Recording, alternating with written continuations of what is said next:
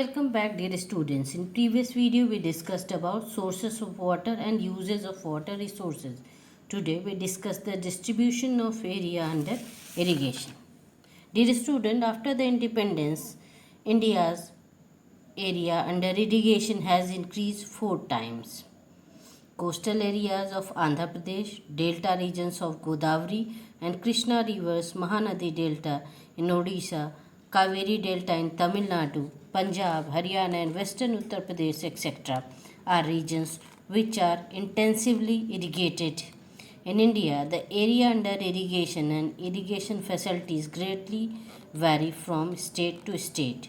Today, about 38% of net sown area is under irrigation. Out of the total sown area of Mizoram, only 7.3% area is under irrigation due to the geographical hurdles of the Mizoram. Whereas in case of Punjab, the maximum land is plain, it is 90.8%, means maximum area is covered with irrigation. A vast difference lies between the total area under irrigation in respect to the total sown area. It is worth mentioning that more than 40% area of the total area sown in under irrigation in Punjab, Haryana, Uttar Pradesh, Bihar, Jammu and Kashmir, Tamil Nadu and Manipur.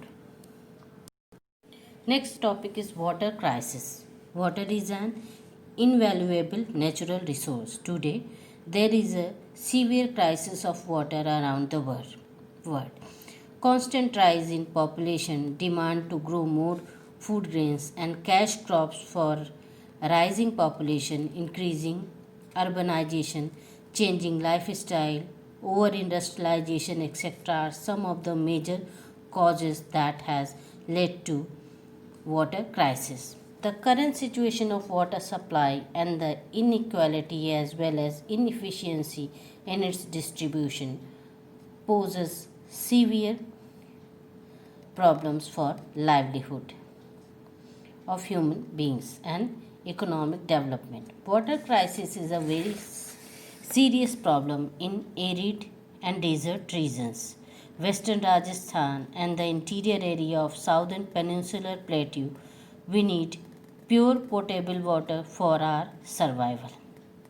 But the quality of water has deteriorated at many places. This results in several water-borne diseases.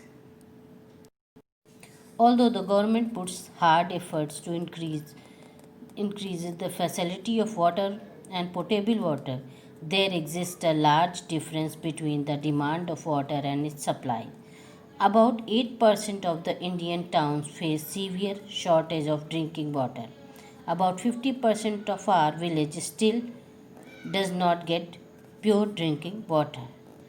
Same in the case for water crisis in irrigation. Although we have made very good progress in our irrigational facilities, as 2/3 area under agriculture still depends on rainwater. Now let's understand some points regarding management and conservation of water resources.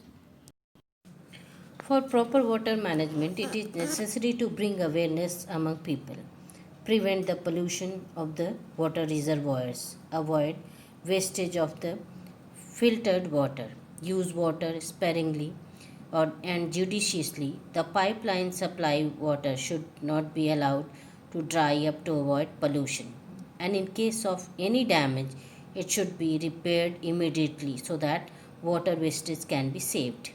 To prevent the water from flowing away, etc. are important things for water management. Water harvesting should be increased with all possible resources like wells, tube wells, khet, talavadi, etc. A close eye is necessary on uses of groundwater in different regions. Water storage units such as tanks should be well maintained. Cooperation of general public should be taken for the development and management of water resources of a region. Dear students, in next video we will discuss about watershed development, rainwater harvesting, and the main objective of rainwater harvesting. Thank you.